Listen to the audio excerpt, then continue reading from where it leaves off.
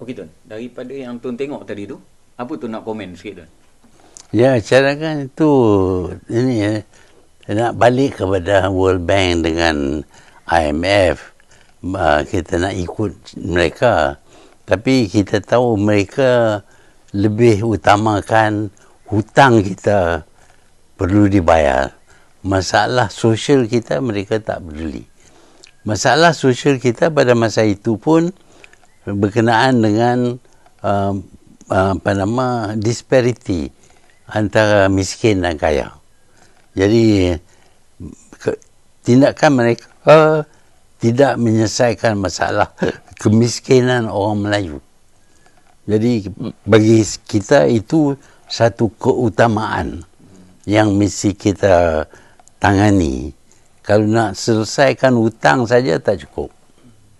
Sebab itu kita tak bersetuju lah. Okey, Tun, kita dah lalui krisis 97. How long take Tun to recover from the crisis to the end? Ya, almost immediately kita pulih. Bila kita fix exchange rate, pedagang mata wang tak boleh lagi berniaga dengan wang. Pasal harga tak pedagang ni dia boleh untung kalau harga naik turun. Kalau harga tetap dia tak boleh dapat. Dia tukar duit dia dapat banyak tu saja. Dia jual duit pun dia dapat banyak tu juga. Dia beli duit pun dengan harga banyak tu juga. Jadi bagi dia tak adalah keuntungan. Sebab itu dia terpaksa berhenti daripada menjual mata wang ringgit dan mata wang yang lain pun. Apa tindakan pertama Tun bila Tun tengok krisis ni berlaku tu? Apa yang Tun buat? Tun respond to this crisis? Mula saya kecam mereka lah. Saya kata ini zalim. Mereka menyerang negara miskin untuk dapat keuntungan bagi mereka apa semua itu. Itulah sikap yang saya ambil dan saya buat tuduhan bahawa di antara orang yang buat kerja ini ialah Soros. Bila Tun tubuhkan jawatankuasa ni? Saya ingat selepas beberapa bulan kita cuba nak cari jalan, tak ada jalan. Saya pada masa itu yang menguruskan keuangan ialah Menteri Keuangan, iaitu Anwar Ibrahim. Nampak dianya selalunya nak ikut nasihat daripada IMF. Saya minta dia berkali-kali bagi tahu kepada Kem Desu IMF bahawa tindakan jual beli mata wang ini adalah satu kezaliman, satu crime. Sepatutnya diberhentikan. Saya tak tahu sama ada dia bercakap dengan IMF ataupun tidak. Tapi IMF memang sokong dagangan mata wang. Jadi Tun ambil tindakan tubuh jawatankuasa ni lah. Apabila Tun tengok Menteri Keuangan tidak function. Ya. Untuk dia mirip untuk dengar pendapat IMF dan World Bank. Okey, Tun tengok krisis tu berlaku dulu lah Tun. Sekarang ni kalau Tun tengok ringgit dah sampai ringgit 74 sen Tun. Ya. Apa Tun tengok krisis dulu dengan krisis sekarang yang berlaku Tun? Ya, krisis dulu bila dia berlaku, kita punya bank negara punya cash reserve amat kecil. Saya tak fikir sampai 30 bilion pun. Tetapi kali ini kita mempunyai lebih daripada 100 bilion dolar Amerika ni reserve bank. Jadi kita tak perlu sampai 100 bilion. Kita dulu 30 bilion pun kita boleh buat untuk kita selamatkan ringgit kita. Sebab itu saya berpendapat keadaan sekarang ini kita mempunyai cukup wang untuk selesaikan segala hutang dan sebagainya. dan kita tak payah lagi nak tanggung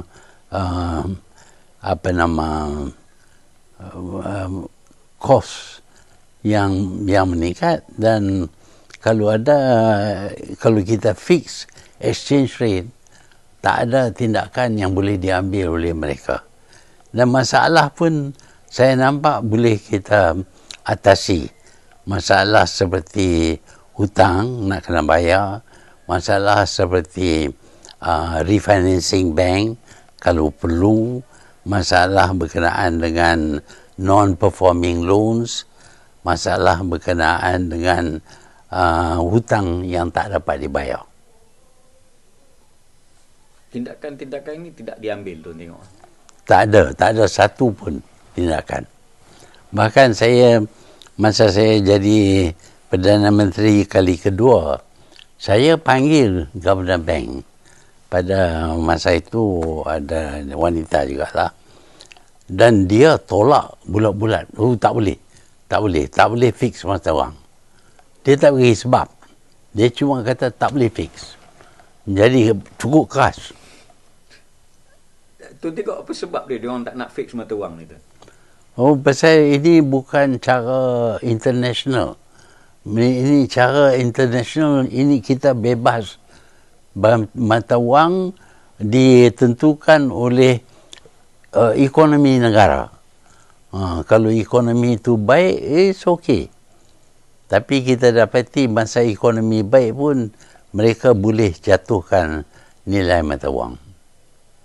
Lepas tu nak counter krisis 97, 98 tu ni. Berapa negara mengakui apa tindakan tu ni betul? Ya, mereka berasa selamat. Macam South Korea, dia berasa selamat. Thailand pun berasa selamat kerana tak ada lagi penjualan ringgit currency mereka. Kerana pedagang mata wang ini takut kalau mereka cuba jual juga, orang ini akan fix exchange rate. Maknanya institusi keuangan yang pada peringkat awal against idea tu ni, mereka sendiri pun kita tengok beberapa artikel dia orang mengakui tindakan Malaysia ni adalah tepat pada masa tu. Ya, sampai akhirnya IMF dan World Bank sendiri mengaku bahawa cara Malaysia adalah cara yang sesuai dengan menangani masalah kejatuhan nilai mata wang. Tapi Bank Negara masih tak mau ambil tindakan yang sama untuk fix mata wang. Sekarang ni. Ya. Saya tak faham. Kerana buat beberapa lama exchange rate yang kita tentukan berkuat kuasa. Tapi entah macam mana mereka float semula ringgit. Bila float semula ringgit, pada mulanya nampak ringgit itu kukuh. Nilai tak jatuh. Tapi kemudian dia mulalah jatuh nilai ringgit. Tapi kali ini walaupun saya fikir pedagang mata wang ada main peranan juga, tetapi memang pun ekonomi kita merosot. Kesan jangka masa panjang tu, sekiranya benda ni tidak ditangani, bagi experience pengalaman tu lah, apa akan berlaku tu? Kita jadi miskin lah. Setakat jatuh nilai ringgit itu, kita miskin lah. Sekarang ini kita hilang hampir RM1. RM1 bagi jatuhan nilai RM1 cukup besar untuk seluruh dagangan Malaysia. Kita berdagang berbilion-bilion. Jadi bila turun harga, kita punya kos meningkat, kita punya daya beli barangan luar menurun. Menteri Keuangan jawab dalam seminggu, 2 minggu lepas tu. Dia kata bukan nilai ringgit saja jatuh, nilai yen juga jatuh tu. Jadi Tun elaborate sikit dekat sini tu. Ya, naik turun nilai mata wang memang berlaku mengikut prestasi ekonomi. Tetapi bila dia naik turun yang disebabkan manipulasi oleh dagangan mata wang, itu yang berlaku. kepada kita dulu. Walaupun di Jepun pun jatuh nilai mata wang, ini disebabkan oleh ekonomi Jepun, bukan nilai mata wang. Tapi nilai mata wang ini pada satu ketika Amerika punya dolar telah dijual dan dolar jatuh harga. Pada masa itu, Amerika kecam jualan mata wang. Jadi lepas itu penjual mata wang pun berhenti menjual dolar Amerika, dan Amerika pun terimalah dagangan mata wang ini boleh diadakan. Tapi dia selamatlah. Okey, Tun. Kalau kita tengok daripada segi sejarah lah, Tun, Menteri Kewangan 96-97 hari ini jadi Menteri Kewangan yang sama. Adakah sejarah meminjam kepada IMF tu boleh dikatakan akan berlaku sekiranya dia tidak tahu mengatasi masalahnya? 96-97 dia menjurus kepada nak pinjam IMF. Sekali ini dia pinjam juga. Ini baru ni dia nak pinjam hampir 100 bilion. Defisit makin tinggi. Pasal kenaikan cukai tak sebegitu banyak. Sebaliknya perbelanjaan meningkat sangat, hampir 400 bilion. Pendapatan kerajaan cuma 320 bilion saja. 80 bilion korang defisit. Dan dia nak utang wang sebanyak itu, bermakna bahawa generasi akan datang terpaksa pikul hutang ini, dan negara tidak akan ada cukup wang untuk pengurusan pun. Dengan interest yang tinggi tu. Ya, dengan interest yang tinggi. So ini menyebabkan generasi akan datang menjadi hamba kepada pembayaran hutang lah tu. Ya. Setuju dengan tu. Ya. So okey, tu, terima kasih banyak. Ada tu nak cakap apa lagi? Nak komen keseluruhan ya tu? Ya, kita dapati bahawa international finance ni dikuasai oleh beberapa negara kaya, dan mereka utamakan diri mereka, bukan dunia, diri mereka. Untuk selamatkan diri mereka, mereka berpendapat bahawa dagangan mata wang is okey, pasal mereka selamat. Bahkan bila berlaku kepada mereka, mereka ambil tindakan. Mereka mengeluarkan banyak wang baru dan sebagainya. Tetapi mereka berpendapat bahawa mengeluarkan wang baru ini dia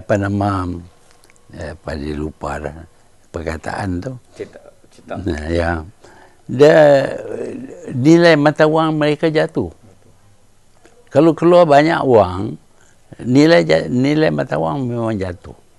Jadi mereka tak suka kepada dagangan mata wang kalau terjadi kepada diri mereka.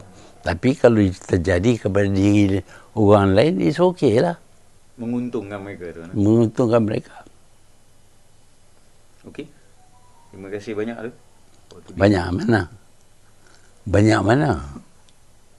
Banyak as a currency kita lah, Tun. Terima kasih, Tun. Okey.